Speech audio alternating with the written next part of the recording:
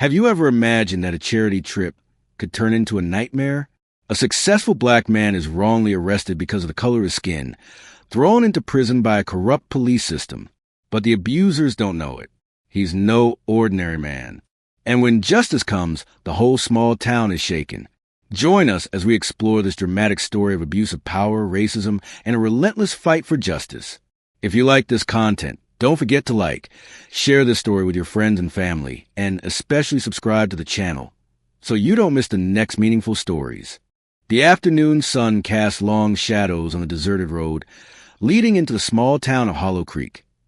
Deep in the heart of America, Marcus Caldwell, a successful black businessman, was on his way to a charity center to distribute food and clothing to the homeless. In his luxury SUV, he played soft jazz, his mind at ease thinking about the smiles he was about to bring. But just as he passed the welcome to Hollow Creek sign, a police car suddenly flashed red lights and blared its siren from behind. Marcus frowned and quickly pulled over. He wasn't speeding, nor was he breaking any laws. The white policeman, Travis Kent, approached with an arrogant air. His hand was on the butt of his gun, his eyes searching Marcus through the glass. "Driver's license and registration," Travis ordered, his voice unfriendly. Marcus rolled down the car window, keeping his composure. "May I know why I was stopped, officer?" he asked, trying to keep his voice calm. Travis smirked. "I'm the one asking the questions here." Marcus sighed, pulled out his wallet, and handed over his papers.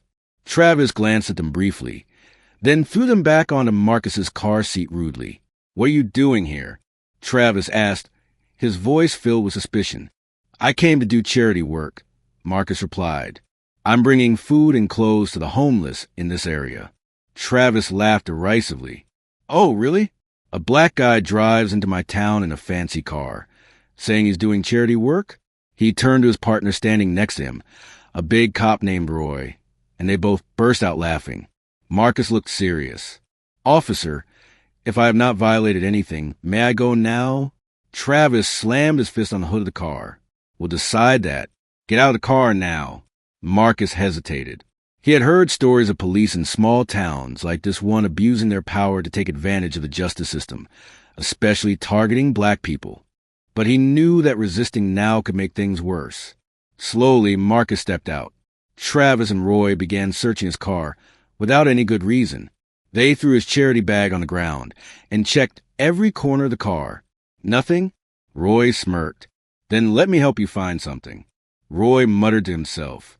To Marcus's shock, Roy pulled a small bag containing white powder from his pocket and threw it into the back seat of his car. "Oh, it looks like you're transporting drugs." Travis feigned surprise. Marcus was stunned. "What the hell are you doing?" "That's not mine," he shouted. Travis sneered. "Oh, really? Tell me, who do you think the judge here will believe? A black businessman or two respected police officers?" Before Marcus could react, Roy twisted his arms behind his back and handcuffed him. "You're under arrest for possession of a controlled substance and resisting arrest," Roy announced. Marcus was pushed to the ground, his face pressed against the hot concrete. Passers-by watched, but no one dared to intervene. Some shook their heads, as if this were a normal occurrence in this town. Marcus was loaded into a police car and taken to the police station. When he entered, he saw several other black men also locked in cells, their faces filled with resignation. A middle-aged man leaned in as he saw Marcus being brought in. "New here?" he asked softly. Marcus nodded, still in shock at what had just happened. "Welcome to Hollow Creek," the man said sarcastically. "Here, if you're black, they'll lock you up. They don't care if you're innocent or not." Marcus swallowed. He had known about racism in the American justice system, but he had never thought he would be a direct victim of it. He clenched his handcuffed hands. He won't let this go easily. Marcus Caldwell sat on a hard chair in his cell, his wrists still marked with handcuffs. Around him were other black men, some looking tired and resigned, others angry but helpless. The atmosphere in the cell was heavy, as if everyone knew they had no chance of escaping the dirty game the police were playing here. A young man sitting next to Marcus nudged him. "You better get a good lawyer, but if you're not local, no lawyer will take this case," he said in a bored voice. Marcus took a deep breath, keeping his composure. He was not the type of man to be pushed into a corner without fighting back. "I don't need a lawyer here," he replied. "I have someone else to call." At the same moment, the heavy iron door opened. Travis Kent appeared, his arms crossed over his chest, his mouth twisted into a mocking smile. "Hey, successful businessman, you want to make a phone call?" he said, his voice dripping with sarcasm. "Fine, but remember, no one here can save you." Travis led Marcus out of the cell, leading him to a small corner where an old telephone was mounted on the wall. He knew that at this moment, his life could go two ways, down the drain or out in the open. Marcus picked up the phone and dialed a familiar number. The other end picked up after only 2 rings. "Hello?"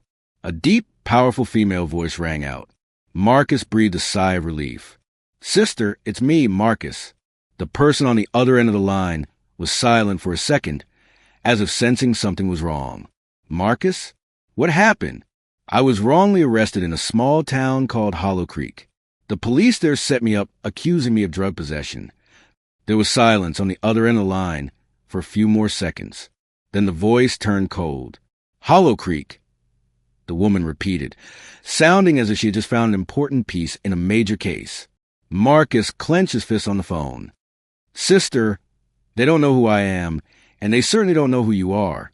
On the other end of the line, FBI Director Evelyn Caldwell closed her eyes for a moment, feeling the anger rising.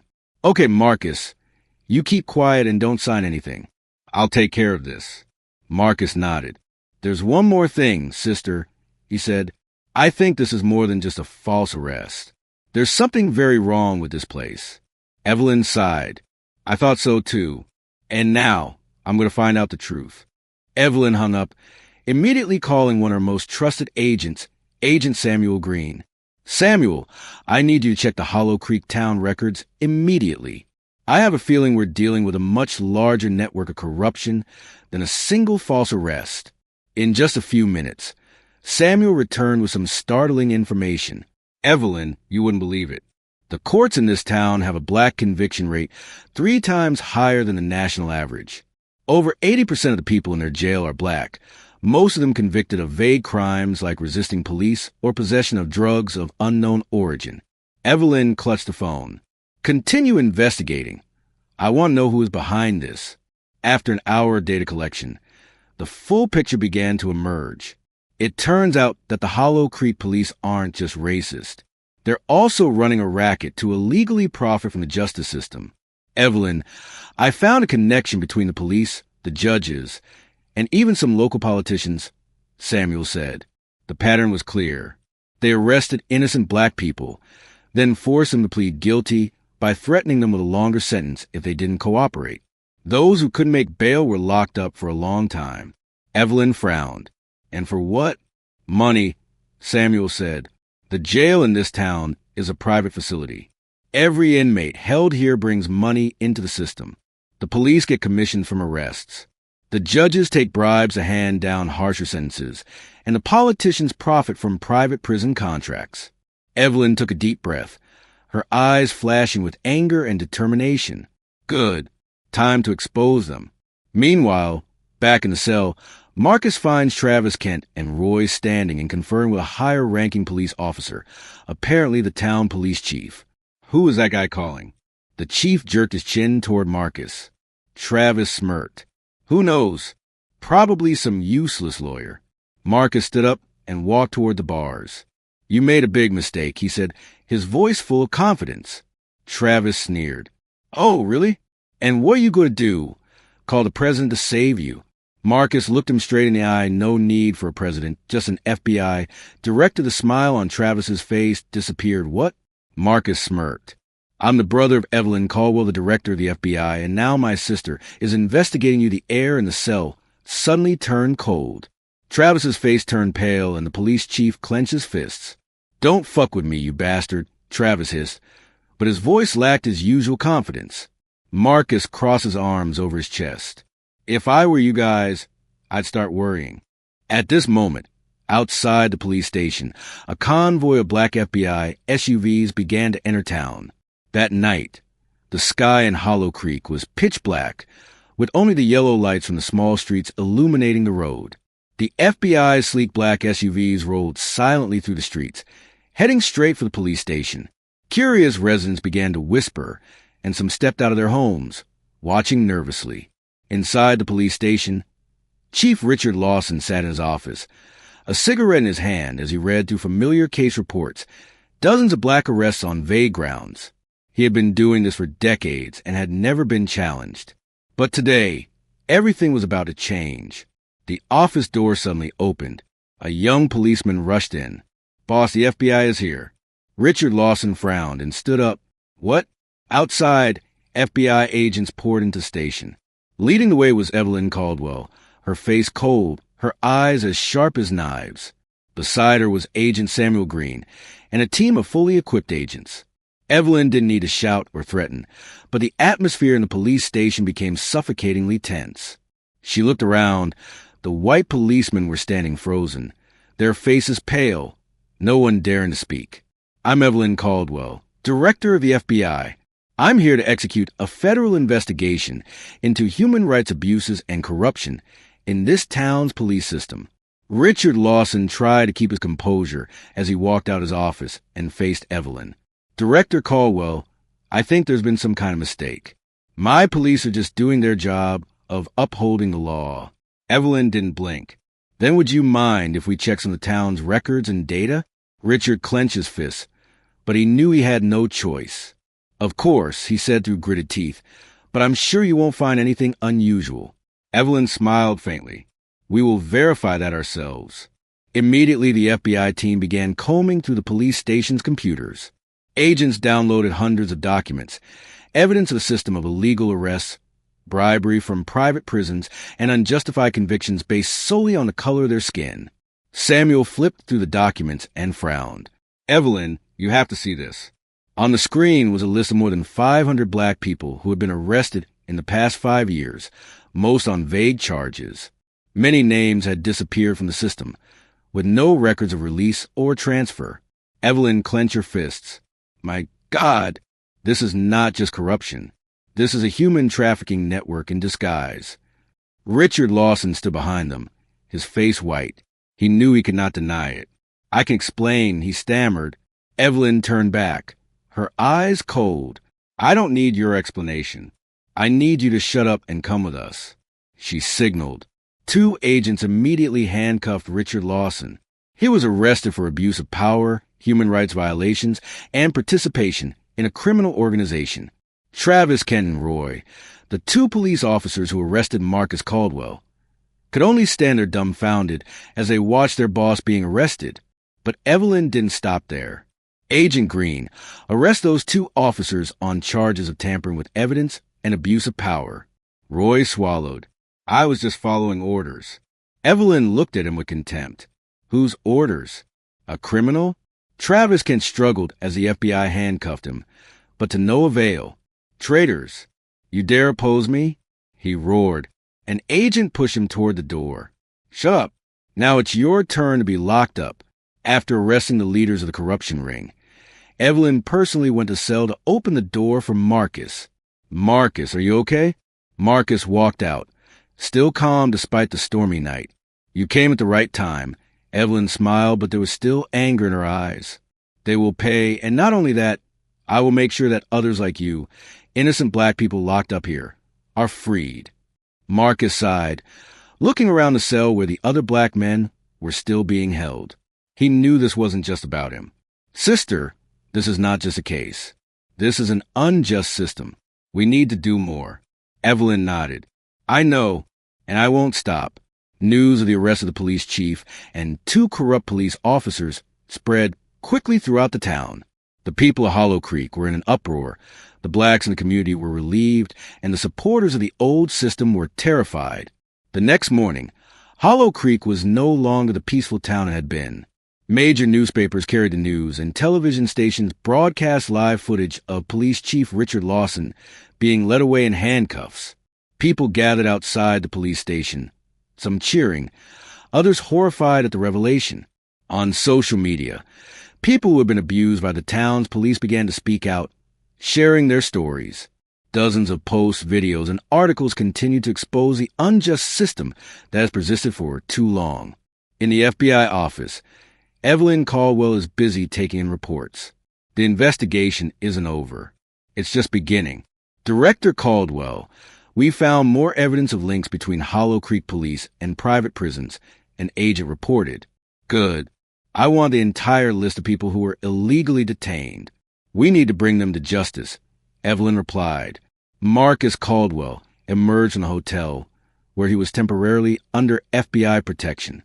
He was no longer the ordinary where he was temporarily under FBI protection. He was no longer the ordinary man he had been yesterday. Now, he was a symbol of justice.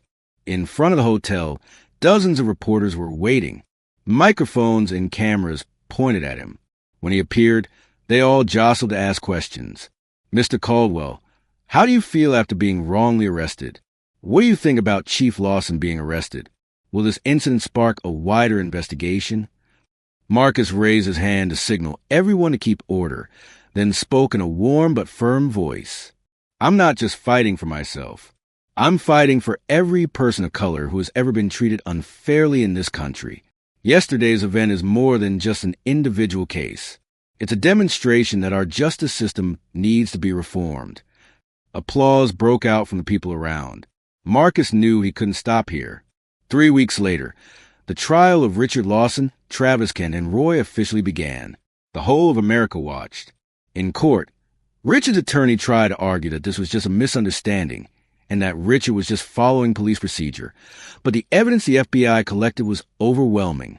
Evelyn Caldwell personally testified, presenting a series of documents to prove baseless arrests aimed at increasing police station quotas, secret contract with private prisons, where Richard Lawson received bounties to incarcerate as many blacks as possible, bribes from extremist organizations to maintain the town's underground apartheid policy. The courtroom fell silent as the evidence was presented. Richard Lawson could no longer argue. He bowed his head, sweat pouring down his forehead. Travis Kent and Roy had lost their usual aggressive looks, replaced by fear. When the judge read the final verdict, the whole of America exploded. Richard Lawson, 30 years in prison for abuse of power, human rights violations, corruption, and bribery. Travis Kent, 20 years in prison for assault, tamper with evidence, and unlawful use of force. Roy, 15 years for aiding and abetting racial profiling and falsifying arrest reports. When the trial ended, hundreds of people waited outside the court, holding up banners reading, "Justice wins." After the scandal, the town of Hollow Creek was never the same. The state government decided to disband the entire old police department and replace it with a new, multiracial, more transparent police force. An independent oversight committee was established, including black people from the community, to ensure no further abuses occurred. Those who had been wrongfully arrested were released, and the government had to compensate them. But most importantly, the townspeople began to change. They realized that injustice could be happening right in the heart of their community without them knowing. They began to question more, fight harder, and no longer passively accept injustice. Marcus Caldwell knew he had done what no one thought possible, shaken up a system that had been entrenched for too long. But he also understood that this was just one battle in a much longer war. A month after the trial, Marcus Caldwell stood at a podium at a justice reform conference, surrounded by hundreds of people, not just blacks, but whites, Latinos, Asians, people who believed in justice. He took a deep breath, then spoke in a strong voice. We can't turn back time, but we can change the future. Justice isn't automatic. It has to be earned every day, every hour. And I believe that today, we are closer to a more just America. The applause was thunderous. Marcus Caldwell looked down at the stands and saw Evelyn Caldwell nodding at him. The war was not over yet, but they had won an important victory. And so from a small town, Hollow Creek became a symbol of change, a place where justice had prevailed, a place where justice had prevailed and would prevail forever.